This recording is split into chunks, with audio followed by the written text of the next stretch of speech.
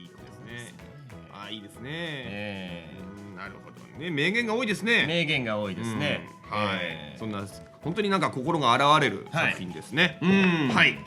ということでここまでは作品をたっぷり紹介してきたんですが、ここからは妖怪アパートの優雅な日常に登場する妖怪にちなんで、僕らの身近にいそうな妖怪について考えてみたいと思います。身近にいそうな妖怪ですよ。妖怪はなんかあれですか、縁がありますか？妖怪ですか？そうですね、妖怪には今のところ縁がない。縁はそうですね、ないんですけれども、まあそんなないよね。身近なところで妖怪って言ってもね、身近なご縁はないですね。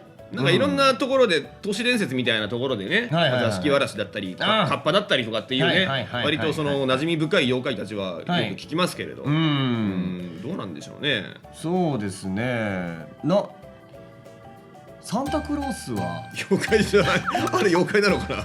妖怪じゃないんじゃないかな。なんか僕の家、その母親が子供の頃からずっとあるんですけれども、クリスマスの時期に雪が降ったんですって。そしたら庭にソリの跡がスッて周りに足跡とかないんだけどソリの跡だけスッてあったんで。なるほどなるほど。それも何か妖怪の仕業。妖怪なんですかね。あとなんか足だけ歩いてるとか。それ怖いね。それ幽霊ですかね。幽霊じゃないのそれは。なんか僕が寝てる寝室の横だったらしくて、それを言うんじゃないよって思ったんですよ、母親に。私が小さい頃にね、ここでってやめろやめろ。まあそういうのは割と聞きますよ。でもね、教えてくれるんじゃないよ。まあ冒頭に説明しましたけど、お化けが出る家っていうことでね、業界でも割と有名なね人いたじゃないですか。お化け屋敷に住んでた、もう今は引っ越されたみたいですけど、そういうの身近にいますからね。どんな幽霊は夢がありますかね。夢はいや怖いよ。でもどんな幽霊っつってもさ、妖怪とか背中洗いとかなんかこうマリコさんみたいな洗ってくれるって。そう背中洗ってくれる。背中流しますって言ってこう来てくれる。洗ってもらおう。背中やった背中洗いだ。毎回洗ってくれるっていう。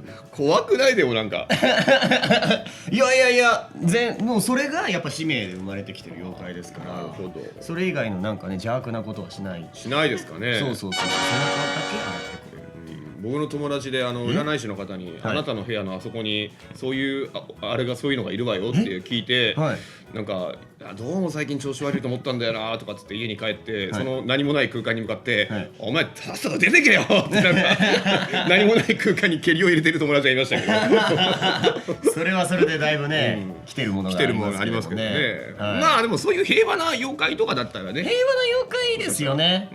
平和な妖怪いいですね。なんかね可愛い座敷わらしとかがねなんか家にいてくれたらなと幸せを運んでくれる思いますけどね。はい、ウェルカムでございます。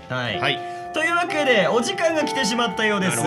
さて妖怪アパートの優雅な日常は7月よりアニメ化も決まっております。7月3日から東京 MX 読売テレビ、そして7月4日から BS11 で放送開始となります。